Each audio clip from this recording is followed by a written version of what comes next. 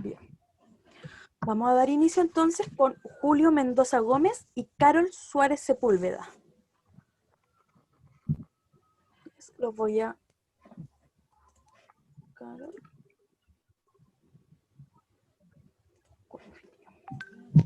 Entonces adelante, tienen 15 minutos y puede compartir pantalla.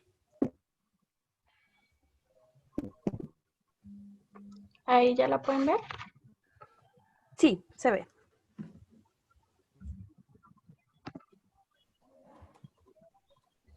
Bueno, muy buenas tardes. Mi nombre es Carol Daniela Suárez Sepúlveda y mi compañero Julio Andrés Mendoza Gómez.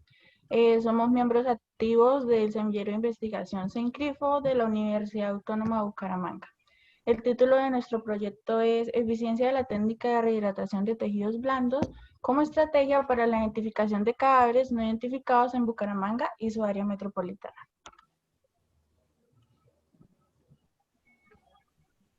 Bueno, en Colombia la desaparición de personas ha tomado dimensiones catastróficas y ante esto el Ministerio del Interior ha estado desarrollando desde el año 2013 hasta la fecha de hoy en día un proyecto enfocado en la búsqueda de cuerpos no identificados en el cementerio, dando como resultado las cifras de más de porcentaje del número de personas no identificadas.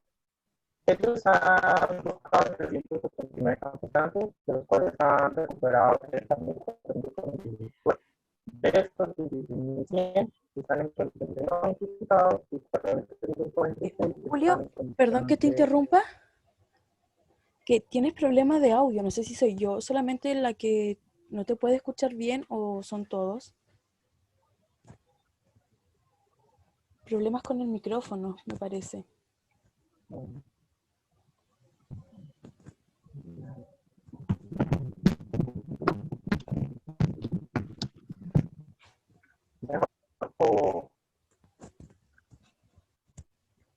Bien, sí, adelante. De estos 4.346 están como identificados, pero no reclamados.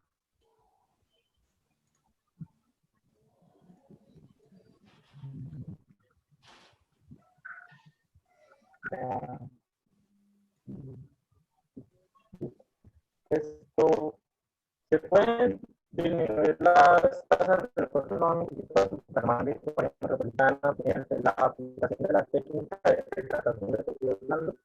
Bueno, gracias al Instituto de Medicina Legal y Forense, pudimos obtener la tabla de esto desde el año 2013 hasta el año 2017, los cuales hasta esa fecha fueron un total de 154 en condición de no identificados.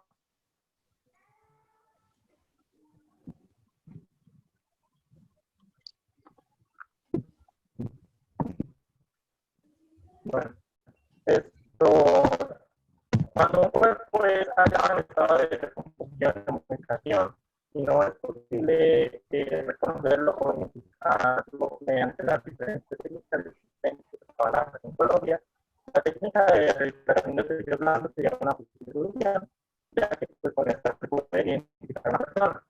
Logrando así pues, la entrega de su cuerpo a su familia y evitar que este sea el resultado muy conocido en la sociedad común.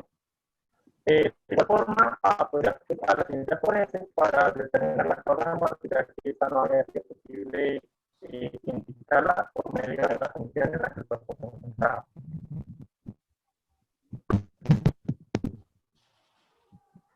No puedo escuchar bien. ¿Se escucha mal?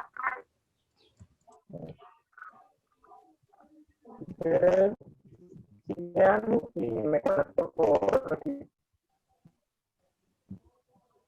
Si puedes escribir en el chat, porque de verdad no se escucha nada.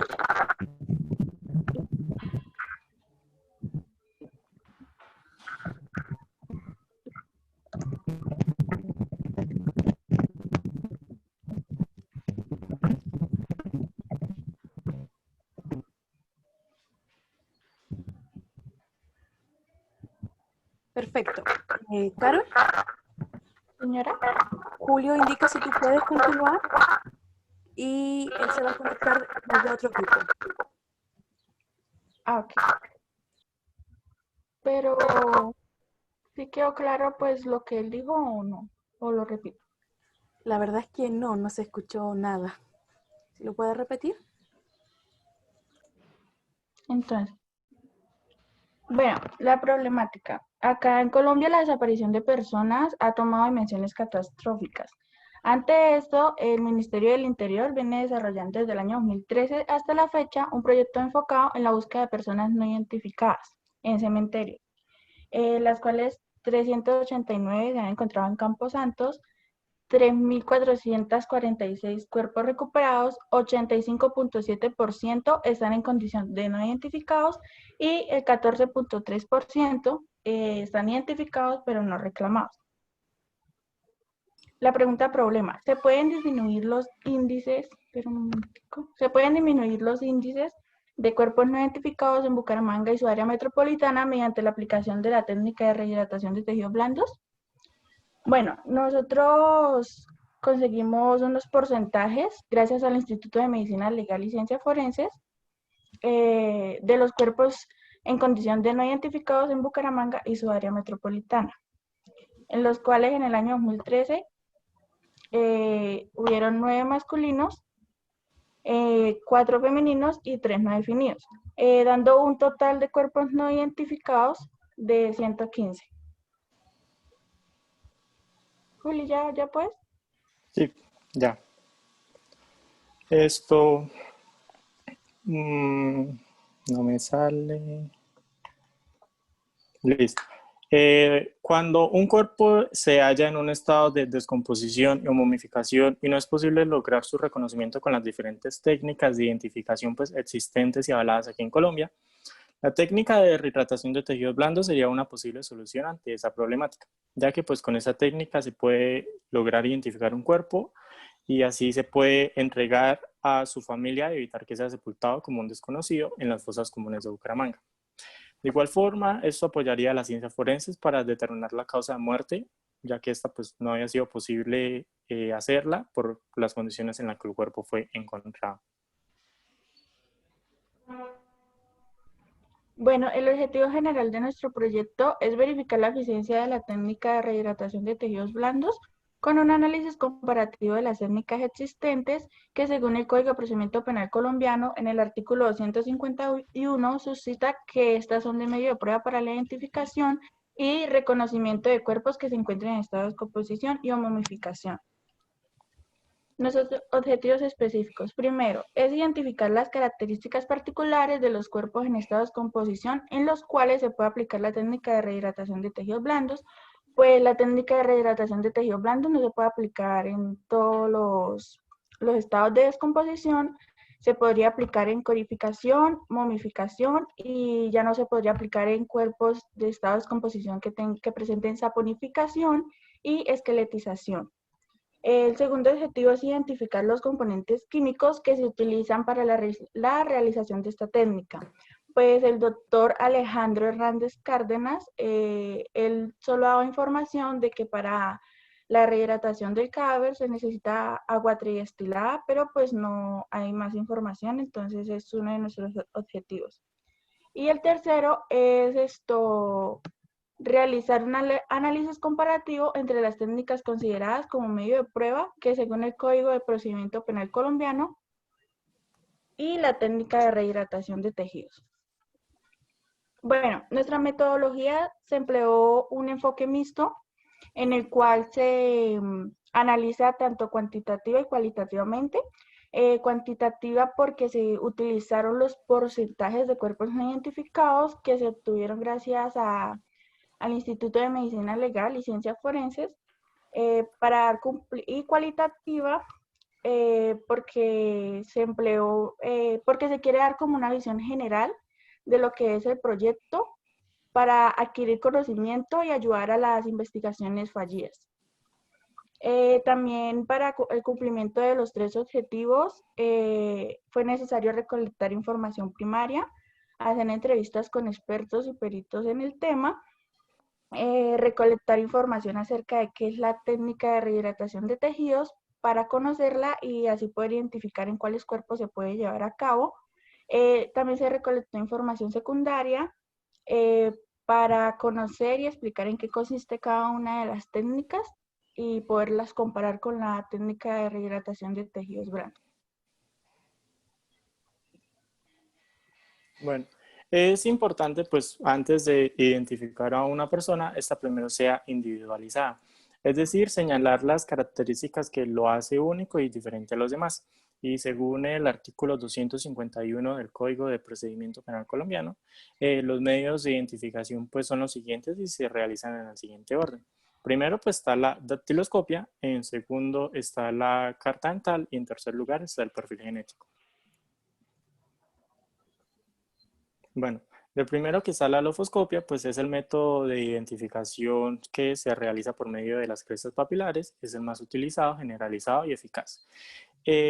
Dentro de la lofoscopia se divide en quiroscopia, que pues son las crestas de las palmas de las manos, la pelmatoscopia, que son las de las plantas de los pies, y la dactiloscopia, que pues ya son las crestas papilares que se encuentran en la falange distal de los dedos.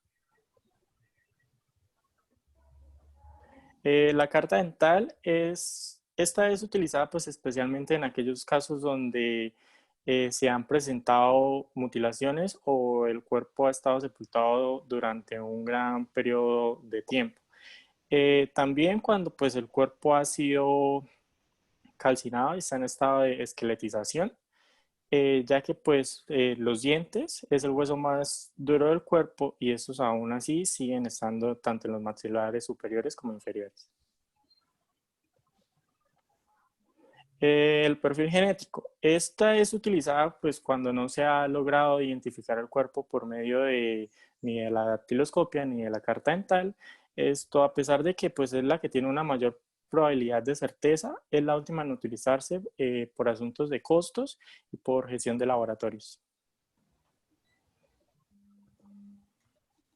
Bueno, la técnica de rehidratación de tejidos blandos consiste en sumergir un cuerpo en una solución química que se encuentra en estado de descomposición conservativa y o momificación, es decir, donde aún existe tejido adiposo pues, en el cuerpo. Esto permite que este tejido pues, absorba los químicos, logrando así que este comience a tomar su estado más próximo al natural, revelando así sus características particulares, es decir, cicatrices, tatuajes, manchas, lunares, rasgos morfológicos, lo cual da pues una mejor apariencia y facilita la identificación del individuo, así como también lo dijimos anteriormente, ayuda a esclarecer pues la causa de muerte. Bueno, nosotros realizamos un experimento en los cuales los materiales que utilizamos fueron una libra de piel de cerdo. Se escogió la piel de cerdo con dermis, epidermis, hipodermis y músculo, que contuviera eso la piel del cerdo. ¿Por qué el cerdo? Porque esta posee una gran similitud anatómica y fisiológicamente a la del ser humano. Jeringas, guantes, tapabocas, sal marina, nevera, glicerina y frascos de vidrio. Bueno, el pedazo de cerdo, acá en la primera imagen, el pedazo de cerdo es sacado a temperatura ambiente después de 3 días estar en nevera. Y en la segunda imagen ya se puede observar el pedazo de cerdo en descomposición con presencia de olor como nauseabundo y con fauna cadavérica, ya presentada fauna cadavérica. Entonces lo que hicimos fue escoger 4 muestras, 4 pedacitos, dos de que contenían piel y una de carne con tejido adiposo. Entonces, en cada frasco se metió una de cada una, o sea, una de carne y con tejido adiposo y otra de solo piel. En la cual en un tarrito se le adicionó 50 mililitros de glicerina pura. Estas se notaron cambios leves en su aspecto al tercer día. El color negrito que tenía los bordecitos del pedacito del cerdo habían cambiado a un rojo oscuro y la carne seca ya presenta una coloración pálida y ya no hay presencia de olor. En la sal marina introdujimos las otras dos muestras y estas al primer día ya se mostraron cambios y se notó un leve cambio en el grosor del del pedacito del cerdo y tampoco había presencia de olor. Ya al tercer día, pasadas las 72 horas en las cuales la muestra estuvo expuesta pues al ambiente fresco, pues también se observó cambios en el grosor, ese había aumentado aún más, el grueso y el ancho, y permaneció una coloración como rosa pálida y continuaba sin haber olor. Bueno, nosotros para el tercer objetivo, para cumplirlo, era sobre el cuadro comparativo con las técnicas que estaban implementadas en el Código de Procedimiento Penal colombiano con la técnica de rehidratación de tejidos. Entonces los beneficios de cada técnica fueron, en la lofoscopia pues es sencilla y económica, también pues como ya muchos conocemos, la trascendente connotación que a cada persona le corresponde una única huella. La huella nosotros se nos forma desde el sexto mes de gestación e incluso después de la muerte seguimos teniendo la misma. En la carta dental, esta permite identificar cuerpos que se encuentren en estado en alto grado de descomposición y especialmente cuando han sido sepultados en fosas comunes por un tiempo prolongado. En la carta genética, pues la carta genética, los fragmentos de ADN ya permite identificar una persona con una probabilidad muy cercana al 100%. Y la rehidratación de tejidos, el proceso dura aproximadamente 120 horas y cuando se logran rehidratar los rasgos morfológicos del cadáver, se puede hacer una identificación más sencilla, pues ya existen registros fotográficos de este, lo que permite a sus familiares que sea más fácil su reconocimiento. Las desventajas. En la lofoscopia, pues, cuando se trata de cadáveres que ya han sido como quemados, y si la carbonización ya es extrema, pues la lofoscopia ya como que no podría entrar ahí. Entonces ya los técnicos lo único que podrían hacer es tomar las fotografías del cadáver. Y también actualmente se están llevando a cabo microcirugías para cambiar la huella que pues se tenía registrada en el registro civil. Y se está implementando también en el mercado negro unas huellas de silicona para burlar a las autoridades. La carta dental, pues para esta es necesario tener un odontograma de cada persona para poder hacer el cotejo por medio de la carta dental y dar con la identificación de ese cadáver. El sistema de salud pues aún no cuenta con una base actualizada de cada carta dental de cada persona y los centros odontológicos no cuentan con información de todas las personas tampoco. En la carta genética se necesita la muestra de ADN del posible familiar del cadáver para hacer la comparación entre dichas huellas de ADN y verificar si realmente es el familiar del cadáver. Y también, como ya había mencionado mi compañero, es la tercera en estar implementada en el Código de Procedimiento Penal por su elevado costo para practicar esa prueba. Entonces, por eso lo hace la tercera opción. Y la rehidratación de tejidos, pues aún no es comprobado como un método de prueba en el Código de Procedimiento Penal colombiano y es un tipo de identificación indiciaria aún. Bueno, como conclusión, la técnica de rehidratación de tejidos blandos es eficiente porque pues, optimiza el tiempo que lleva un proceso de identificación y puede reconocer cuerpos que se encuentren en un estado avanzado de descomposición y momificación o que presenten mutilaciones. A diferencia de la carta genética, pues no necesita muestras de ADN de los posibles familiares para la comparación de los genes. Cuando no se tengan las huellas dactilares del cuerpo, esto pues es posible utilizarla, ya que sus rasgos morfológicos saldrían a la vista, haciendo posible el cotejo con los registros fotográficos. Gracias. Gracias. Muchas gracias, Carol y Julio. Un tema muy interesante. Yo completamente daba por desconocido este tema, así que me sirvió muy mucho. Les recuerdo que las preguntas y comentarios las vamos a dejar para el final de la sesión y también les recuerdo que acabo de publicar el link de asistencia para que lo vayan completando. Vamos a seguir con Lady Serrano Cerrato. ¿Se encuentra? Gracias. Octavio Torres.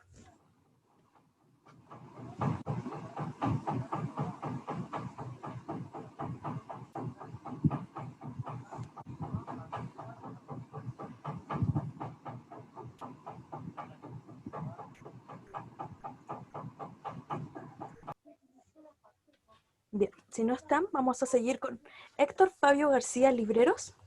Buenas tardes, ¿cómo están? ¿Me escuchan bien? Buenas tardes, sí, se escucha perfecto. Bienvenido. Bueno, cordial saludo a todos. Mi nombre es Héctor Fabio García Libreros, soy estudiante de la Universidad Nacional, abierta y a distancia. Hoy vengo a hablarles de Entrando, filosofía para y que veas poesía. esto. A ti que tanto te encanta la limpieza. Listo. Entonces les voy a hablar sobre un ensayo que escribí y que lo envié para aportar a un libro que van a sacar sobre el simposio. Es sobre el mundo como representación o poética. Es un tema que nace a partir de mi reflexión de la lectura del libro de Schopenhauer del mundo como voluntad y representación. También agregué otro gran aporte de Nietzsche en su obra como voluntad de poder. ¿En qué consiste todo eso? Resulta que mi reflexión llegó a cuestionar muchas cosas que nos hacen creer como el mundo real, como el mundo verdad. Las matemáticas, Dios, santos, demonios, imaginarios, todo eso. A lo que vamos con la tesis de estos autores, que es una creación del mismo hombre que se ha proyectado. Entonces entra aquí el tema de la voluntad que está en todo. Y en el hombre es donde se objetiva de la más alta graduación. Bueno, entonces, para entender a Schopenhauer tengo que introducir un poco de su filosofía. Él se basa en la filosofía platónica hasta cierto punto, más que todo la filosofía oriental de la India, en la que él ha valorizado tan espléndida como la griega. Y también tenemos a Kant, pero en cuestión de lo que es lo que yo hablo de la voluntad o digamos de la voluntad creadora, que esa es mi tesis, acoge más de la filosofía hindú. ¿Por qué? Porque en la India ofrece, da un gran paradigma en el sentido no solamente de la religión, sino de la filosofía.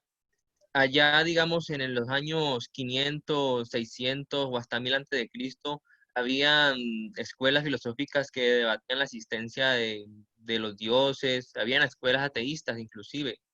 Pero lo que vamos con el hinduismo es que ahí arranca la tesis, digamos, de la naturaleza que en sí misma se cree y se regenera como un devenir. En la India hay muchos dioses, pero esos dioses están subordinados. Hay una cosa esencial que se llama el Brahman, y no hay que confundirlo con el dios Brahma. El Brahma nace del Brahman. ¿Y qué es este Brahman? Pues los místicos hindúes nos ha dejado, digamos, como que es algo indefinido, que está en todo, que es eterno, como un devenir. Entonces de ahí arranca Schopenhauer también, y también Nietzsche aprueba, digamos, esa eternidad del devenir. O sea, digamos, en esencia en la India no hay un Dios creador. Todo es como evolución. Es más, la mitología también lo dice. Brahma, digamos, cuando se comenzó a crear el mundo, comenzó a cambiar de múltiples formas. Y eso a lo largo fue dando, digamos, la multiplicidad de seres que ahora hay en este mundo.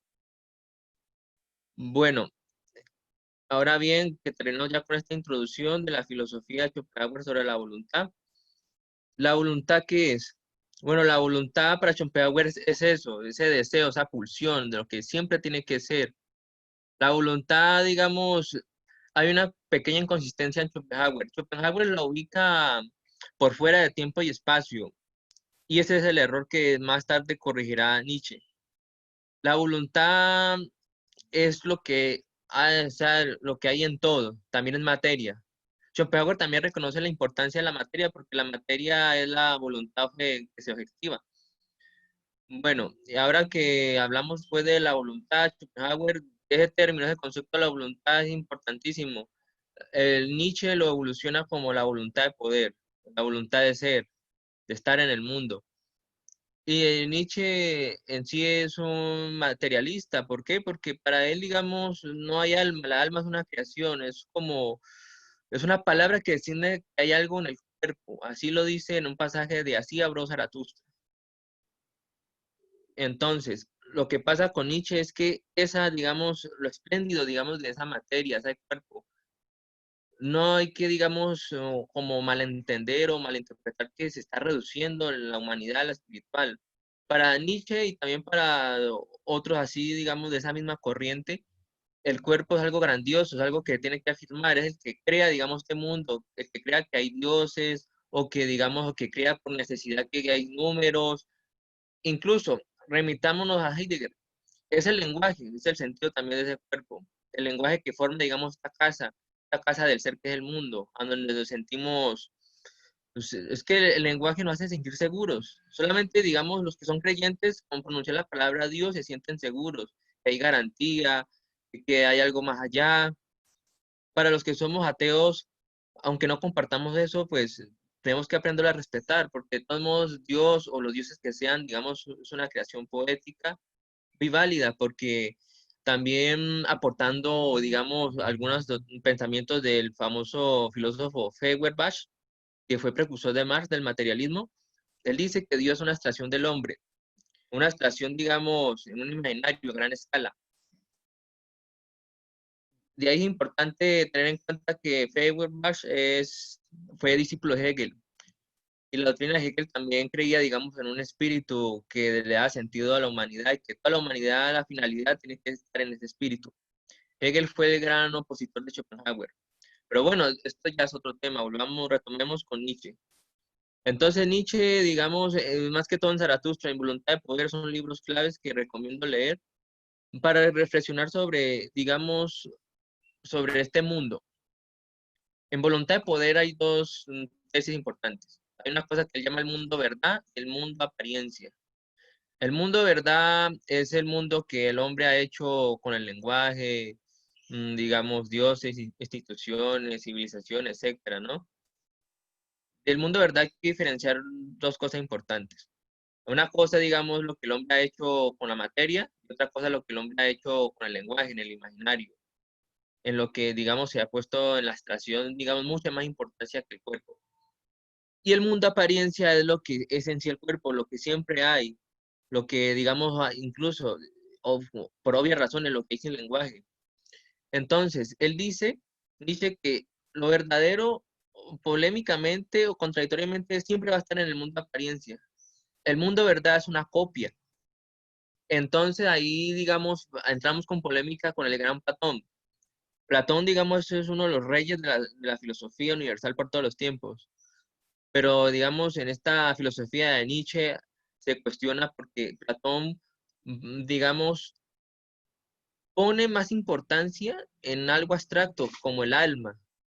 El cuerpo es algo sensible que es pasajero, que no es de verdad, que se extingue. Para Platón lo verdadero es el mundo de las ideas, de las formas, del alma, algo que es inmaterial. Entonces, el error está en decir que el cuerpo no es algo, digamos, que tenga valor en sí, porque es el cuerpo que ha generado esa posibilidad de, digamos, de que dice que hay un alma, o que hay esto, que hay un Dios, o que hay un más allá. Entonces, en esto Platón se ha contradecido durante más de 2 milenios. Mm, También recomiendo la bibliografía que les dije de Nietzsche, donde critica muy profundamente, digamos, todas estas doctrinas platónicas. E incluso esas doctrinas platónicas aún sobreviven, porque hay gente que cree que sí, el alma, el más allá, la transmigración en otras culturas. Y ahora la polémica de Platón no solamente es eso. Platón fue un acérrimo enemigo de la poesía. Ya saben, en la República, si la han leído, Platón quiere expulsar a los poetas, pero no del todo. A Platón solamente le está siguiendo los poetas que escriben lo que más conveniente para él. Que el poeta no puede escribir cosas así, digamos, malas de los dioses. Los poetas tienen que ceñirse en siempre expresar lo mejor. Entonces, aquí vamos con esto. Platón le quería quitar la libertad poética a los poetas. Y eso era un gran error porque si partamos de la tradición, los poetas son los que hicieron conocer a los dioses. Los poetas son los primeros educadores de la cultura griega.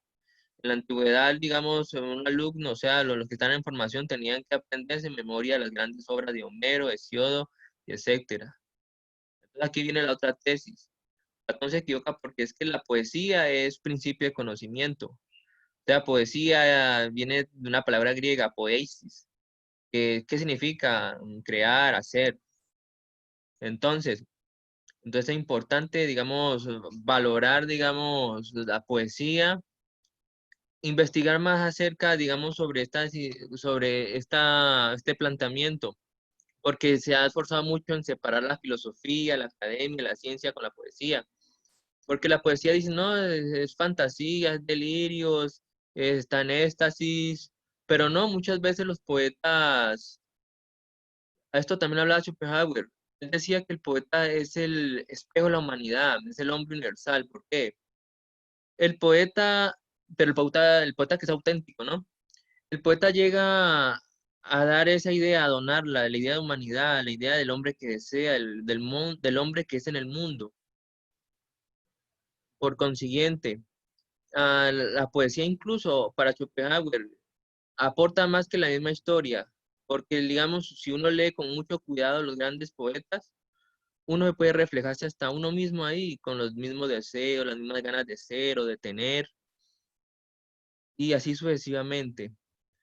Entonces, quedan invitados para leer más de este ensayo si me va a publicar el capítulo en el libro del simposio. Muchas gracias por la atención, estoy atento a las preguntas, si quieren profundizar más en algo, si he omitido algo, o si tienen algún otro interés. Muchas gracias, buenas tardes. Muchas gracias, David, a ti por esta Héctor exposición. Fabio. Es que estoy utilizando otro computador, pero bueno, gracias. Héctor Fabio, cierto. Sí, Perdón. tranquila. Muchas gracias. Vale. Vamos a seguir con Elder Paulo Cordeiro. Olá, Hola, buenas tardes, bienvenido. buenas tardes. Eu falo do Brasil, não hablo bem espanhol, pero que eu vou tentar falar despacio para que me compreendas, ok? Muchas gracias. Posso projetar minha apresentação? Sí, está habilitado. Gracias.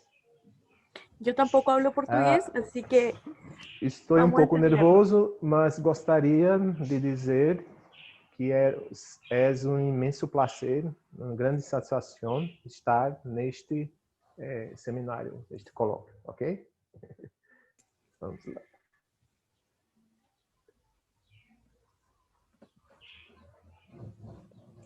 Me confirma se está vendo?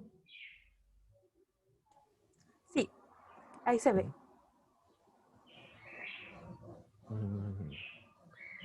Espero que...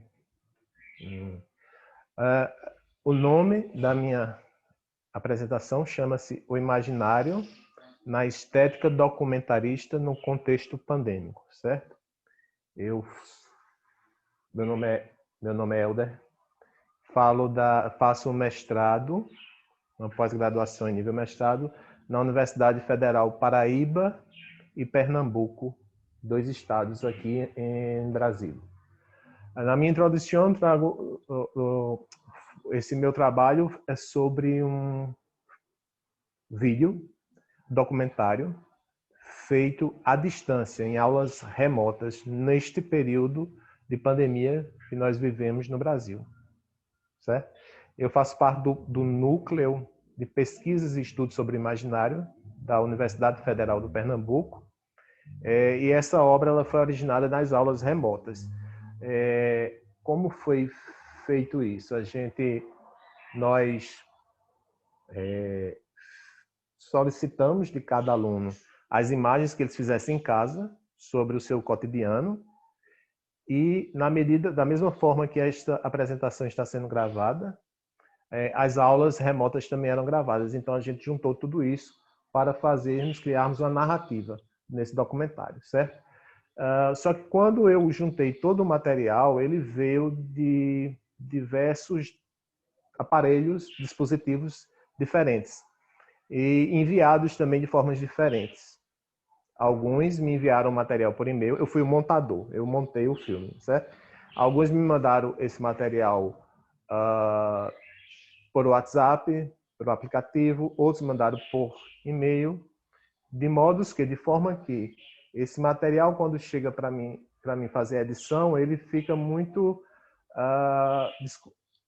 como é que se diz? Mal feito, entende? Imagens com boa qualidade, imagens com baixa qualidade. Aí nós procuramos encontrar no imaginário uma estética que pudesse reunir tudo isso, certo? Então a pergunta do nosso artigo ele surge da seguinte forma: poderia o imaginário subsidiar, né? Ele fazer uma estética documentarista de resistência que abrace questões inerentes à conjuntura política do Brasil vigente? Porque o que é que acontece no Brasil atualmente? Aqui nós temos uma onda chamada neofascista, de extrema direita, que eles afirmam que a Terra é plana, certo? A Terra não é redonda. E com isso eles vão contra a universidade, vão contra os cientistas, eles são contra os professores e contra qualquer forma que propicie a autonomia dos sujeitos, compreende? Existe, então, essa estética desse documentário, a gente foi buscar nas imagens do Google Earth para compor ele todo. Aí a gente valorizou a questão da circunferência do nosso planeta numa posição estética que também é política, contra esses indivíduos que, enfim, estão queimando tudo e propiciando tantos desastres aqui em nosso país, no Brasil. Aí a nossa pergunta gera isso, né?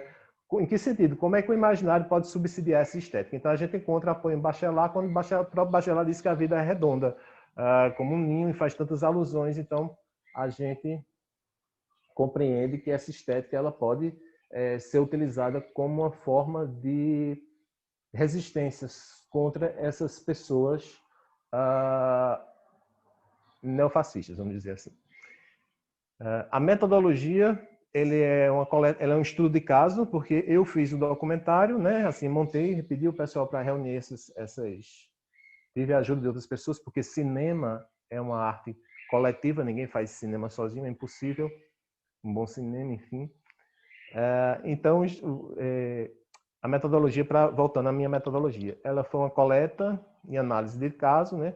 Análise de dados, perdão, e uma pesquisa participante, porque eu estava dentro do contexto no qual surgia essas questões. Os principais autores que fundamentam a pesquisa é Sergei Eisenstein, há quem chame Sergei Eisenstein, a forma do filme, o Bachelard, Gaston Bachelard, Poética do Espaço, Walter Benjamin, que é um autor muito interessante, que paira no ar, assim, ele organiza o pensamento de todos nós quando queremos falar sobre o cinema, enfim, sobre as artes. Walter Benjamin nos auxilia muito. Edgar Morin, o próprio Bill Nixon, que tem um importante trabalho com a introdução ao documentário, e nosso Arlindo Machado, que infelizmente faleceu este ano no Brasil, e esses são o meu corpo teórico principal. A estrutura do artigo, ele segue a introdução, aí eu dividi a pré-produção, onde a gente fala sobre o que há, né? Enfim, a produção e a pós-produção. Temos as conclusões, que são considerações finais, conclusões, e as referências. Na pré-produção, como eu havia dito, o filme foi feito de vários fragmentos de vários celulares e a gente escolheu um modo poético expositivo para estruturar esse documentário, certo? Eu trouxe essa imagem porque pela confusão que foi quando elas chegam, né? Esses vários dispositivos, enfim. E a gente recebeu 33 imagens de alunos diversos com esse som, com a captação de som e de imagens diversas. Enfim, foi uma coisa que realmente nos deu trabalho de montar, mas foi quando a gente conseguiu estruturar nossa ideia voltada para o aspecto de uma estética política fomentada, abraçada pelo imaginário.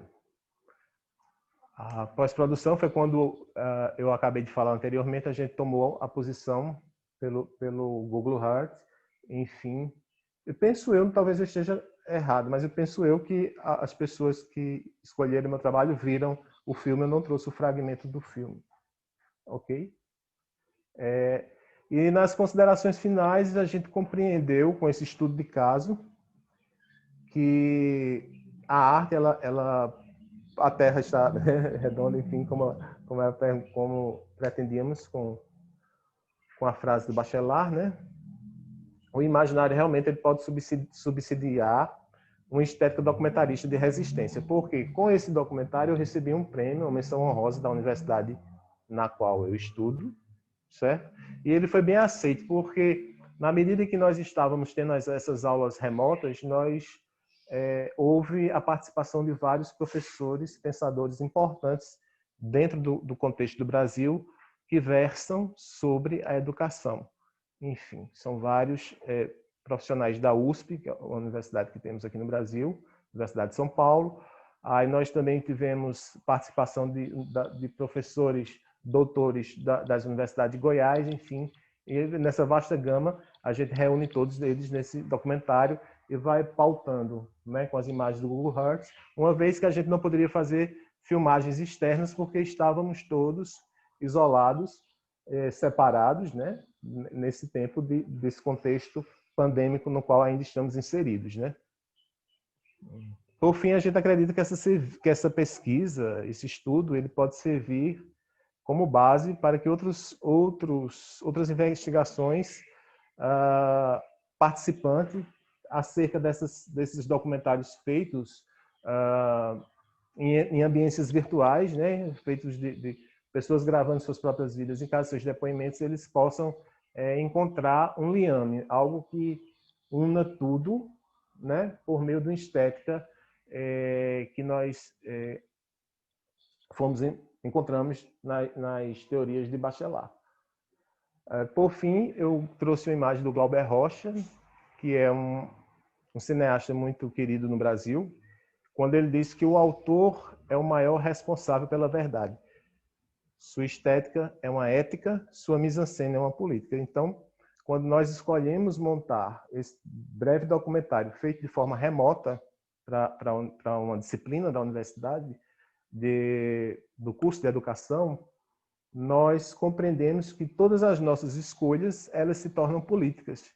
E muito necessárias nesse momento. A gente está enfatizando, não fazendo corações quando vamos falar as pessoas, mas fazendo círculos para dizer que a Terra é redonda, poxa, e a vida é redonda. Então é preciso a gente trabalhar em nossos textos, em nossos produtos culturais e artísticos, transpassando, esclarecendo às pessoas que a ciência é tão importante quanto a própria vida, enfim. E essa planificação está gerando milhares de problemas aqui no Brasil e acredito que em toda a América Latina. Essas são as minhas referências gerais, né, do que foi utilizado no artigo. E eu gostaria de agradecer a atenção. Peço desculpas pelo um pouco do atraso, porque eu vim de 2 aulas que eu dei a manhã inteira, acho que eu estou rouco, dei aulas pela manhã inteira e à tarde e estou aqui agora. Tá bom? Agradeço, estou à disposição para qualquer pergunta que porventura surja. Gracias. Muchas gracias a ti, Elder. Les recuerdo que las preguntas y los comentarios van a ser al final para los mismos expositores, si alguien se quiere consultar entre sí. Bien, para proseguir, sigue la doctora Julia Beatriz Peláez.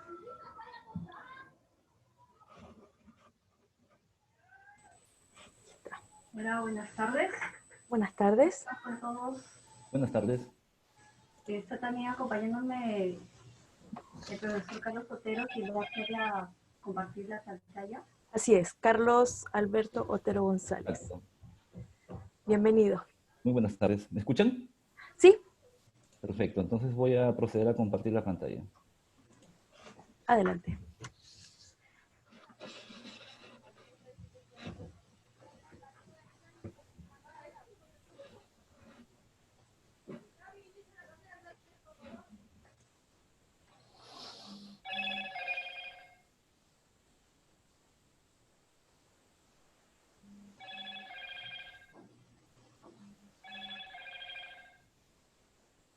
Bueno, sí podemos empezar.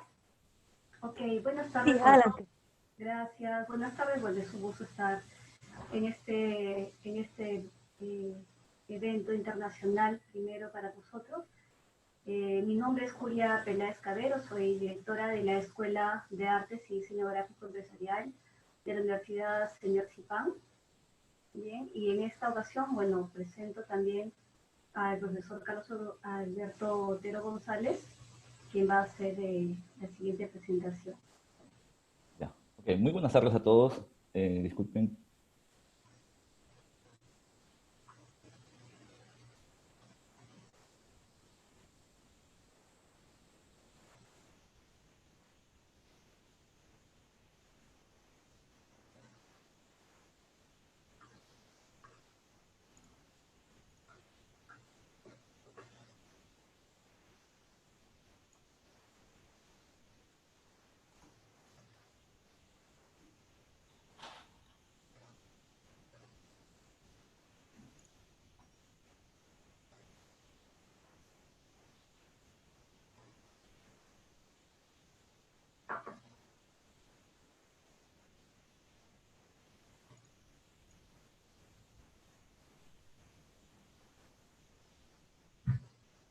Disculpen un momentito.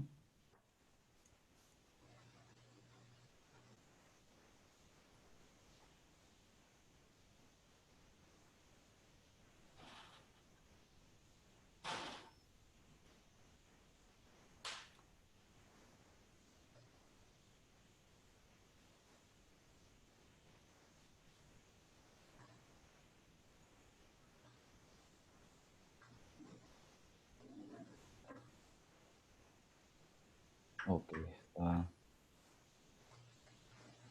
habilitando.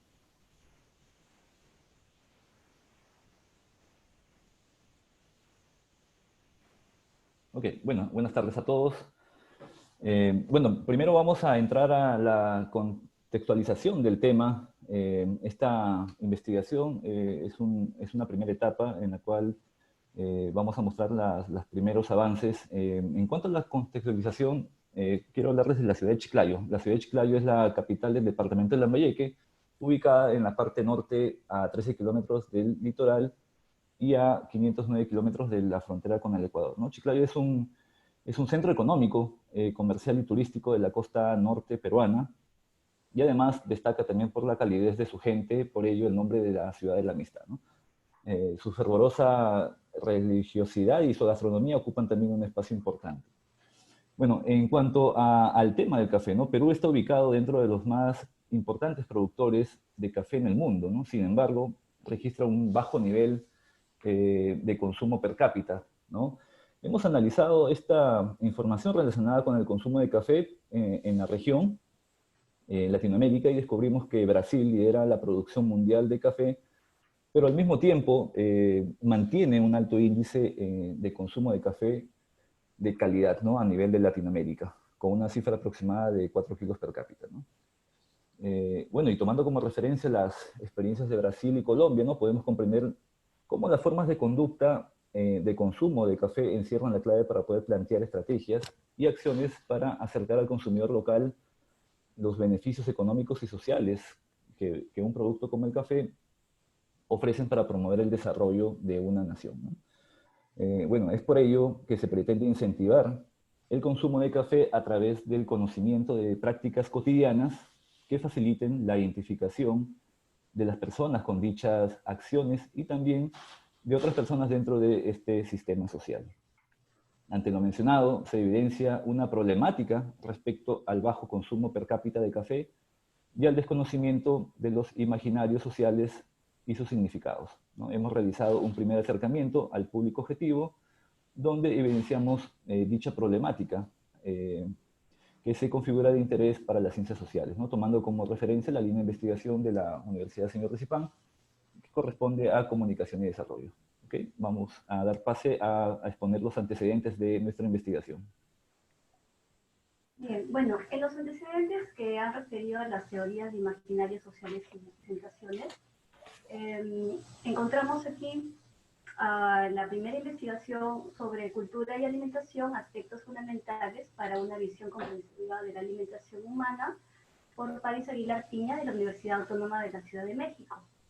En ella se establecen las características de las condiciones en las que se construyen los imaginarios en torno a las prácticas y creencias en la alimentación, la manera en que han sido concebidos, vividos y significados. Son viables mediante el análisis histórico-cultural.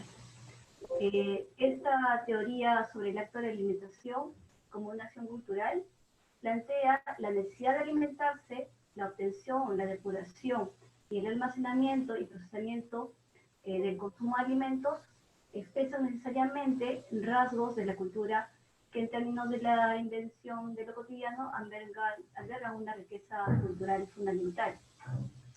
En el caso de otra investigación sobre imaginarios sociales sobre la salud mental comunitaria, relata de una práctica formativa en la Facultad de Psicología de la ciudad del Mar del Plata, mientras Connie y Verónica Corina Oliveres, de la Facultad de Psicología de la Universidad Nacional del Mar del Plata de Argentina, evalúan sobre los saberes y necesidades, problemas que configuran la cuestión de la salud mental y el lugar del otro en el imaginario colectivo en la comunidad marplatense. En esta se plantea una metodología cualitativa con 3 ejes de indagación. Los resultados se construyeron en 5 categorías por cada eje de indagación y luego fueron difundidos a través de carteles y testimonios. La investigación concluye que las significaciones imaginarias sobre salud mental son bastante heterogéneas y confusas, y es algo que circula en el imaginario social. Otro antecedente que hemos considerado ha sido sobre la construcción discursiva de los imaginarios sociales en el caso de la medicina popular chilena, por Gerardo Álvarez, Andrea Álvarez y Marisol Facuse de la Universidad de Concepción. En ellos se plantea el imaginario social como el resultado de una actividad constante de organización mental de la realidad, como la capacidad inherente del ser humano de imaginar, de representarse a sí mismo y a su entorno independientemente de su percepción. Esto permite que, entre otras cosas, la previsión, la planificación, consciente o inconsciente, de accionar. Sobre las representaciones también se menciona que son una manera en la que el ser humano necesita identificar y resolver los problemas que le plantea el mundo que lo rodea. Citan aquí a Jodelet, en donde por eso se fabrican representaciones que nos guían en la manera de nombrar y definir en conjunto diferentes aspectos de nuestra realidad cotidiana, que nos guían en la manera de interpretarlos y de enfrentarlos. Ahora continuamos con el planteamiento del problema. Bueno, como planteamiento del problema tenemos, según la Cámara de Café y Cacao, el Perú cuenta con un consumo per cápita de 650 gramos, comparado a los 2 kilos y 4 kilos que reportan Colombia y Brasil respectivamente, ¿no? Los peruanos somos consumidores primordialmente del café instantáneo o conocido como soluble, ¿no? Esto representa el 75% del consumo, ¿no? Ante lo manifestado, el panorama actual distingue una modificación en cuanto al patrón de consumo, puesto que el consumidor de zonas urbanas prefiere el café tostado, ¿no? Es una nueva tendencia en Perú, está tomando relevancia. Y hay un grupo de consumidores que aún es minoritario, ¿no? Pero sin embargo se acerca el consumo a partir de estos años a que suba a 1 kilo per cápita, ¿no? A continuación, la justificación de la investigación. Es por esto que la industria del café y su propuesta de valor en las organizaciones involucra a millones de productores y exportadores, tostadores y consumidores en todo el mundo, movilizando más de 200 millones de dólares al año. En zonas productoras, las características comerciales y sociales hacen del café un negocio particular, además de ser parte importante en la forma de vida de más de 25 millones de familias, según la Cámara Peruana de Café y Cacao 2017. Se pretende tener como base el conocimiento de los imaginarios sociales del consumo del café para posteriormente incentivar el consumo interno, el cual traería beneficios económicos, empleo, apertura de cafeterías y negocios relacionados. Asimismo, se beneficiaría a los productores incentivando el comercio justo. lograr un cambio social con el comportamiento de consumo con pertenencia social es beneficiar a los productores, a hacer un comercio justo y que a la vez tenga un impacto ambiental. Continuamos con la pregunta de investigación. Bueno, nos hemos planteado la siguiente pregunta de investigación y es cómo comprender los imaginarios sociales de los chiclayanos respecto al consumo de café. Al mismo tiempo, vamos a exponer los objetivos de la investigación y en este caso referido a, como objetivo general, analizar los imaginarios sociales de los chiclayanos a partir de los comportamientos en el consumo de café. Hemos planteado los siguientes objetivos específicos, ¿no? Como primer objetivo específico, observar las prácticas de los chiclayanos respecto al consumo de café, analizar qué motivaciones e intereses tienen las personas respecto al consumo de café y entender el sentido colectivo de la comunidad referente al comportamiento del consumo de este producto. Bien. Bueno, siguiendo con el marco teórico.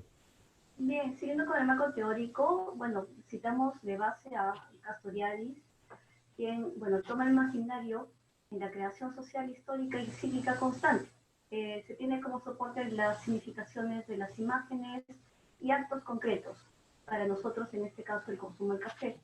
Esto se instituye en el icono social y se visualizan a través del lenguaje, por ser la primera institución la que se adquiere cuando, bueno, tomamos conciencia y tiene normas, pautas, valores y herramientas y procedimientos que a través del cual podemos acceder para significarlos y sirven para ver qué cosmovisión de vida tienen las personas, orientar su acción y también para construir identidad.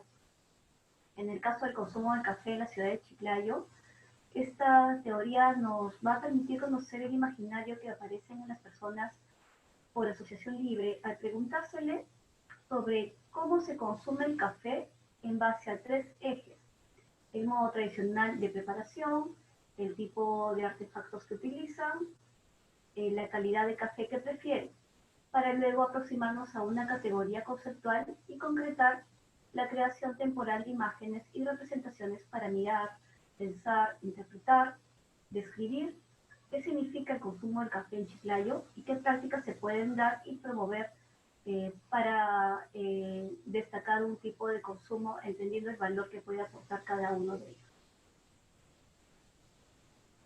Pasamos a la metodología.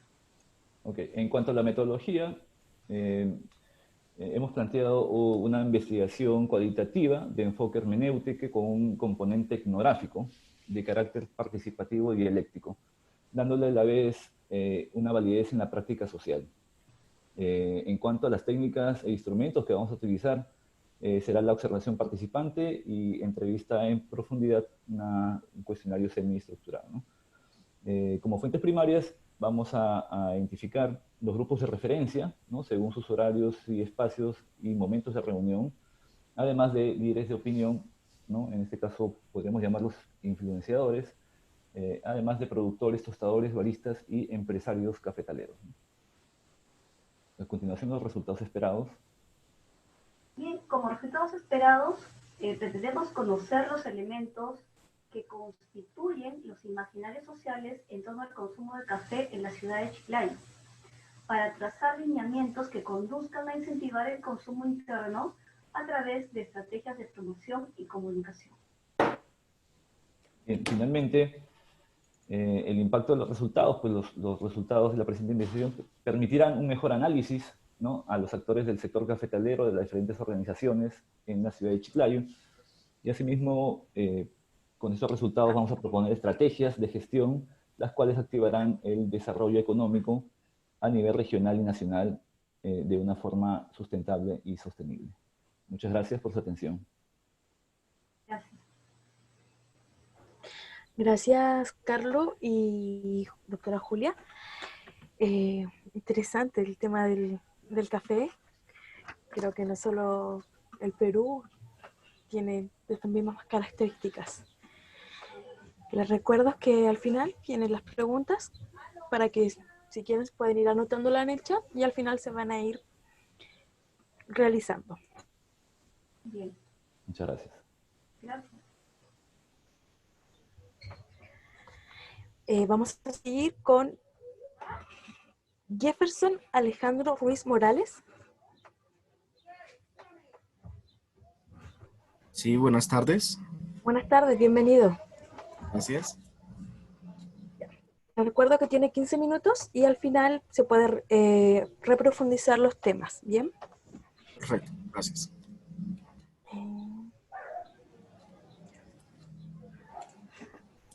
Adelante. Vale, para compartir la pantalla, Sí, está habilitado. está habilitado. Permítame un momento. Sí.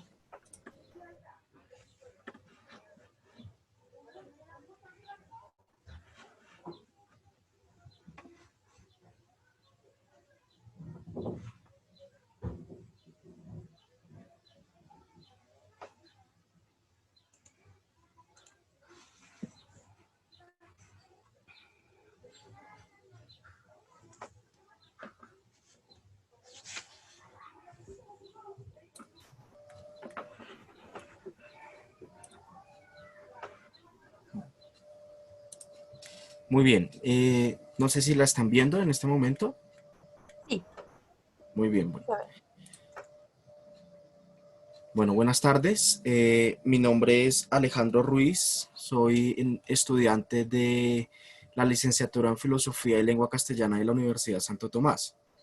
Y en este espacio del seminario vengo a presentarles precisamente los resultados de una investigación realizada en el año 2019 aquí en la ciudad de Bogotá y liderada por mi persona desde el semillero de investigación CECHAT de la Facultad de Filosofía y Letras de la Universidad Santo Tomás.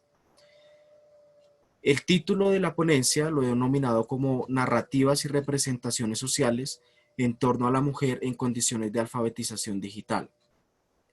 Este título propiamente no fue el mismo título del proyecto que realizamos en el año 2019, ya más adelante vamos a mirar cuál fue ese, pero tiene ciertas conexiones con este título en relación precisamente a las representaciones sociales que hay sobre la mujer, particularmente en la ciudad de Bogotá. En ese sentido, esta ponencia tiene como objetivo dar o mostrar los resultados de esa investigación. La investigación se tituló Mujeres Anónimas, un acercamiento en perspectiva de género a las nuevas tecnologías. Y como les comentaba, fue desarrollada desde la Facultad de Filosofía y Letras y desde el semillero de investigación CECHAT. ¿Cuál fue el objetivo o el problema de investigación que trató esta investigación? Resulta que en la ciudad de Bogotá es de alguna u otra manera una ciudad que se ha venido configurando dentro de unos espacios de violencia hacia las mujeres. Hemos tenido casos tan que han tenido una gran repercusión mediática, social dentro de la ciudad, sumamente agresivos hacia las mujeres, como lo fue hace unos años el caso de Rosa Elvira Celi, una estudiante no mayor a 40 años que en el Parque Nacional de Bogotá resultó agredida sexualmente y físicamente por parte de un compañero mismo de un instituto donde ella estudiaba. La violentó sexualmente, la encontraron en unas condiciones sumamente tristes y problemáticas desde esta violencia, por lo cual fue condenada como un feminicidio. En ese sentido, y teniendo en cuenta esos casos de violencia hacia la mujer, la Secretaría Distrital de la Mujer arrojó unas cifras que entre el año 2016 y 2019 las cifras de violencia hacia la mujer se habían incrementado. Aquí en la diapositiva les presento unas, por ejemplo. Del 2016 al 2019 se presentaron 29.220 casos de violencia interpersonal. Se presentaron 34.698 casos de violencia física de pareja y se presentaron 11.680 casos de violencia sexual. Esto según las cifras de la Secretaría Distrital de la Mujer. Entonces, teniendo en cuenta estas estadísticas, teniendo estas cifras que son bastante elevadas, lo que hicimos fue proponer y analizar la problemática de género que existía en una comunidad precisa en la ciudad de Bogotá. Ya vamos a mirar en qué comunidad exactamente. Y cómo existían ciertos factores externos a la mujer que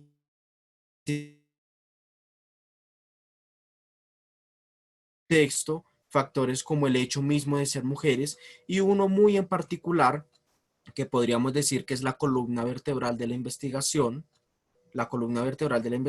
que es precisamente el de la situación de alfabetización de las mujeres a las cuales asistimos con el proyecto y con las cuales trabajamos. Alfabetización en el sentido grafoléctico y alfabetización en el sentido digital, que ya vamos a mirar que tuvieron una repercusión muy importante dentro de la investigación. Ahora, de alguna u otra manera, como ya vamos a mirar más adelante, estos tres enfoques tenían un objetivo primordial, que era precisamente evidenciar cómo estos generaban violencia física, psicológica, sexual, social hacia las mujeres. Ese fue el problema de investigación que abordamos y que trabajamos desde la investigación. En ese orden de ideas, pues existieron unos objetivos que me voy a permitir leer en este momento, claros de la investigación y que nos permitieron enfocarla y direccionarla. Tuvimos un objetivo general que rezó de la siguiente manera. Buscaba fomentar la creación de narrativas grafolécticas y digitales, más adelante vamos a mirar unos ejemplos, a partir de la escritura de historias de vida, que fue fundamental para poder obtener los resultados que tuvimos. Desde la perspectiva de género, por parte de mujeres, por parte de un grupo de mujeres adultas vinculadas al Centro de Proyección Social de la Universidad Santo Tomás en la localidad de Usme. Ya iremos precisando el lugar, iremos precisando la población y los demás factores. Como objetivos específicos, pues en primer lugar buscamos caracterizar la población objeto de estudio desde sus contextos económicos, sociales, culturales, educativos, para desarrollar la estrategia de alfabetización grafoléctica y digital a través de la escritura de historias de vida. Luego buscamos desarrollar estrategias pedagógicas y didácticas para el desarrollo de las competencias lectoras y escritoras de la población objeto de estudio, que eran mujeres adultas, en el contexto precisamente del que les he venido hablando, que era el de alfabetización grafoléctica y alfabetización digital. Y por último, como objetivo específico, buscamos identificar y caracterizar en las historias de vida de la población objeto de estudio los procesos de construcción de identidad femenina desde la perspectiva de género, lo cual de alguna u otra manera fue un poco complejo debido precisamente a las representaciones y a los imaginarios sociales que existían hacia las mujeres y también las representaciones e imaginarios sociales que existían de las mujeres hacia sí mismas, lo cual de alguna u otra manera implicó todo un proceso de deconstrucción de estos imaginarios y de estas representaciones para poder intervenir desde las historias de vida y desde la identidad femenina construida en la perspectiva de género. Así las cosas, en este momento les estoy presentando la población objeto de estudio. Todas las fotos que de alguna u otra manera iremos mirando dentro de las diapositivas y que les iré mostrando son propias de la investigación y de las personas que participaron en el proyecto. La población objeto de estudio fue elegida en un rango de edad entre los 40 y los 70 años. En ese sentido, en la segunda fase de la investigación, que fue propiamente la aplicación del proyecto, participaron en un momento inicial 19 mujeres, entre los 40 y los 70 años, pero finalizaron precisamente el proyecto 7 mujeres entre los 52 y los 67 años, es decir, entre los rangos de edad más altos que habíamos denominado dentro de la investigación. ¿Cómo elegimos esta población?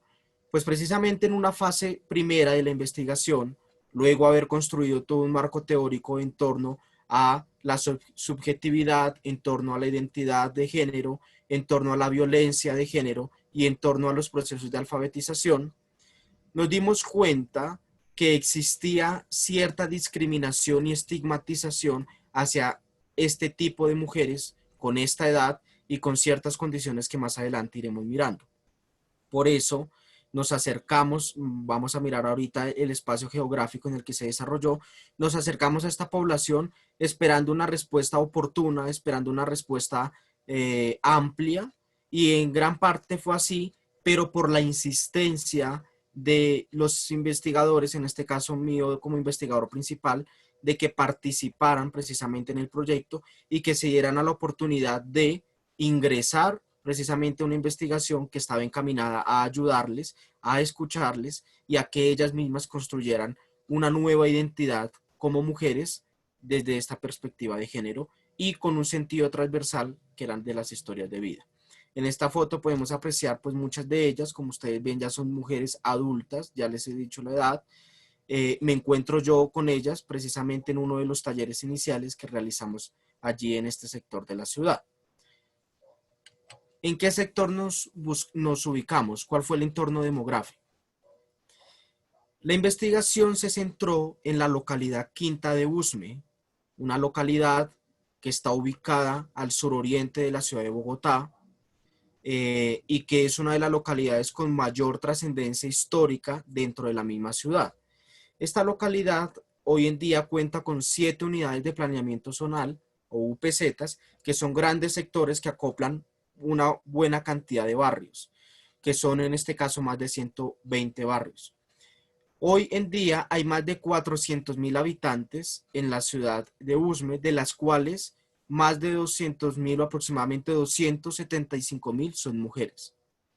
¿Cuáles son las características fundamentales de esta localidad? Y quiero de alguna u otra manera precisarlas para ir mirando precisamente por qué elegimos allí. Allí la Universidad de Santo Tomás tiene un centro de proyección social, en donde desde la universidad y desde las diferentes facultades se llevan proyectos para la comunidad, proyectos como estudios de inglés, proyectos de ingeniería, proyectos de comunicación social para trabajar en la comunidad. Nosotros llevamos este proyecto precisamente de trabajo con las mujeres en la comunidad a este centro de proyección social ubicado en el barrio Alfonso López. Es un barrio muy conocido dentro de la ciudad de Bogotá que queda de alguna u otra manera bastante retirado de lo que podríamos conocer como el centro de la ciudad. Es decir, que de la Universidad Santo Tomás, que está ubicada en la localidad de Chapinero, que es un lugar central dentro de la ciudad, al espacio donde nosotros realizamos la investigación, hay aproximadamente 1 hora y media, 2 horas de camino. Esto no es gratuito.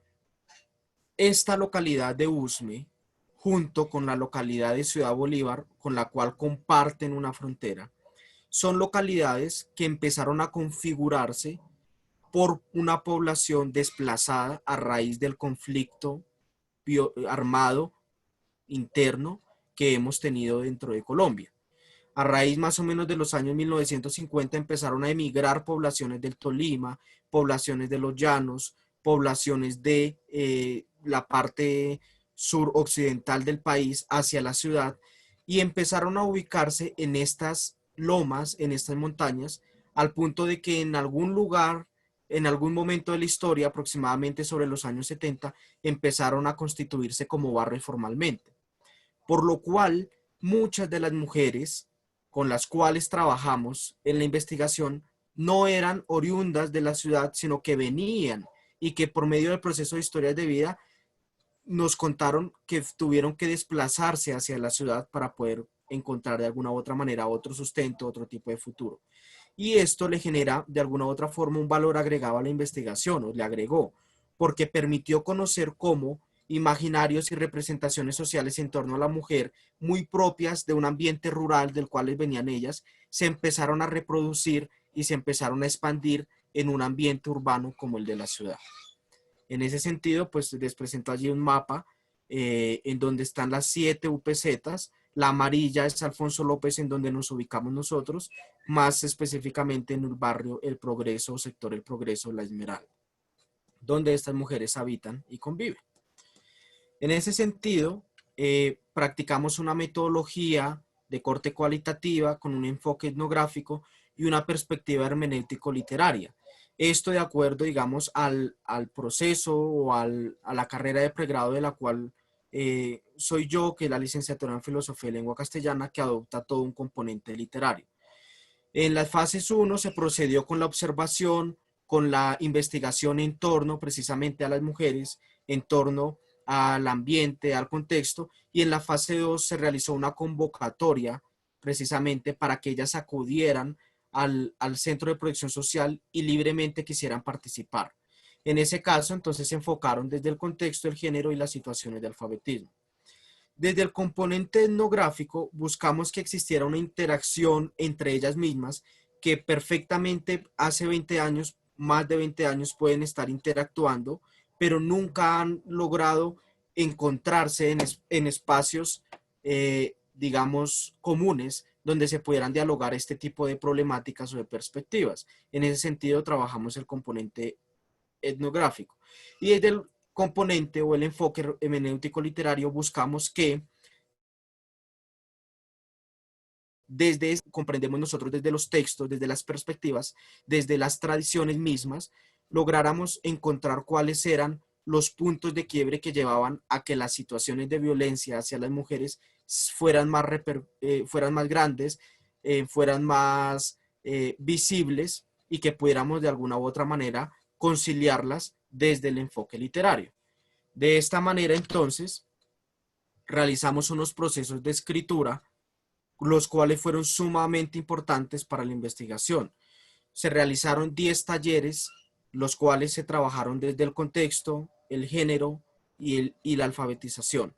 Resulta que la gran mayoría de las mujeres, por no decir todas, eran analfabetas en el sentido lingüístico y en el sentido digital. Por lo cual fue necesario, a la par que íbamos realizando talleres propios de la investigación, realizar talleres de alfabetización. Esto de alguna u otra manera fue un valor agregado a la investigación porque permitió que al final de la investigación, como vamos a ver en los resultados, todas ellas por lo menos tuvieran unas bases mínimas de escritura grafoléctica y de escritura digital. En ese sentido, observamos aquí una imagen de uno de los últimos talleres, los cuales pudimos realizar en una sala de sistemas de un colegio aledaño, en donde ellas precisamente, por medio de la escritura digital, por medio del conocimiento de herramientas digitales, se daban la oportunidad de construir una nueva identidad femenina desde la perspectiva de género, con casos concretos de violencia que podíamos evidenciar desde la sala de sistemas. Vemos otros ejemplos claros de procesos de escritura, los cuales fueron compilados, los cuales fueron de alguna u otra manera evidenciados por medio de fotos, por medio de videos, por medio de talleres, los cuales fueron fundamentales para presentar los resultados de la investigación. Ahora, ¿cuáles fueron los resultados de esta investigación? Yo como líder de la investigación me siento muy satisfecho, demasiado satisfecho por los resultados.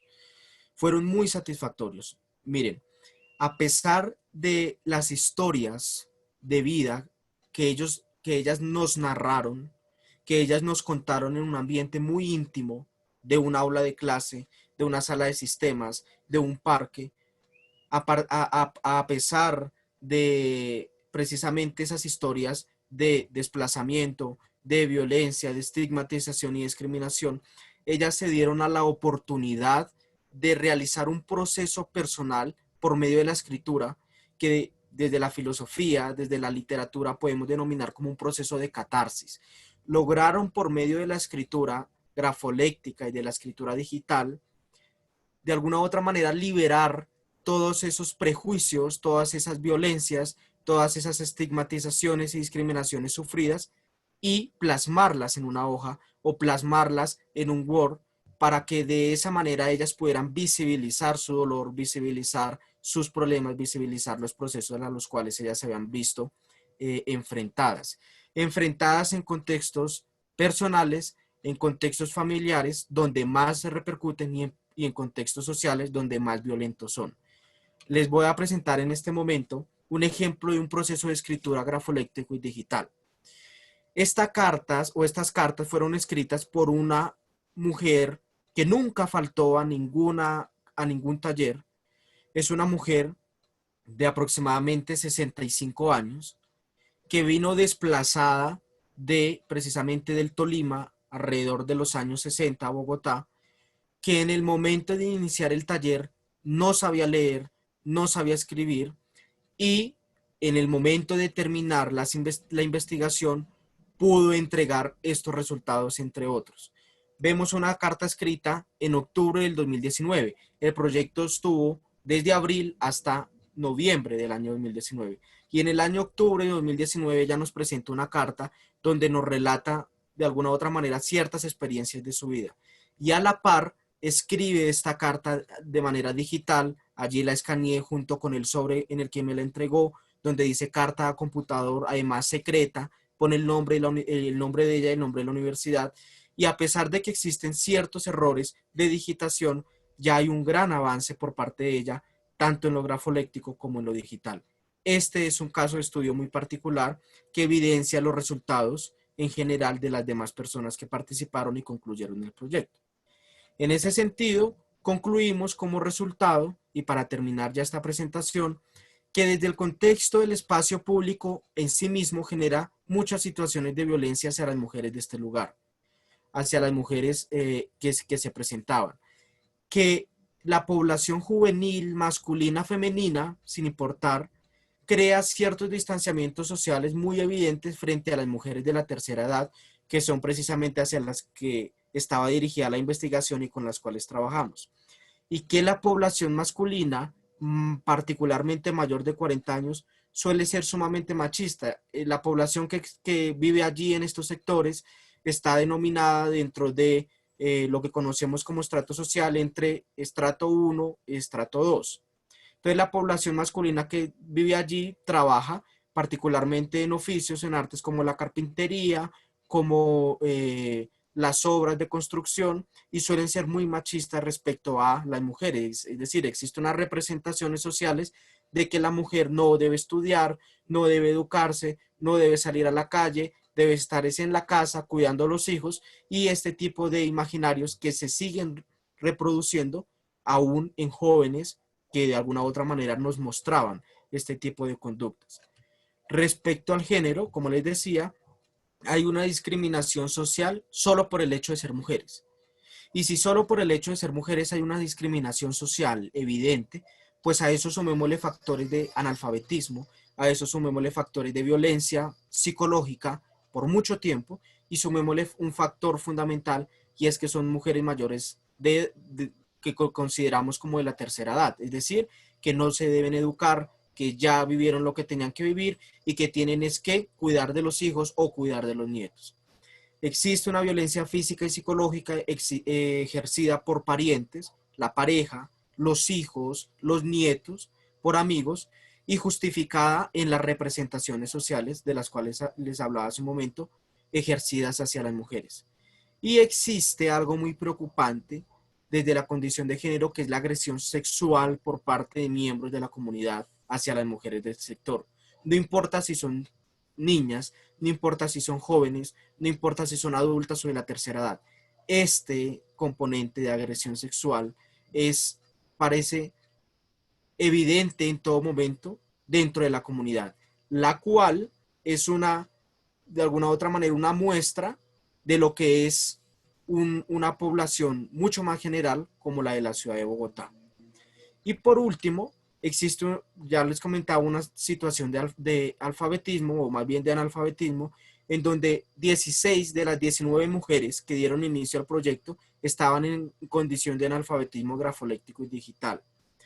Todas las mujeres que terminaron el proyecto, desde los talleres realizados, arrojaron resultados de gran avance hacia la alfabetización grafoléctica y digital. Por otro lado, las condiciones del contexto y del género fueron o son variables muy importantes para encontrarse en esas situaciones de analfabetismo. Es decir, vienen de pueblos desplazadas en unas situaciones de pobreza extrema, por lo cual se crean representaciones de que la mujer no tiene otro oficio u otra responsabilidad más que para el hogar, y por lo cual no hay posibilidades de educación. Y lo que les venía diciendo de que el territorio, los habitantes y los comunes denominadores de desplazamiento histórico hacia esos sectores evidencian un factor más que incide en la no escolarización de las mujeres.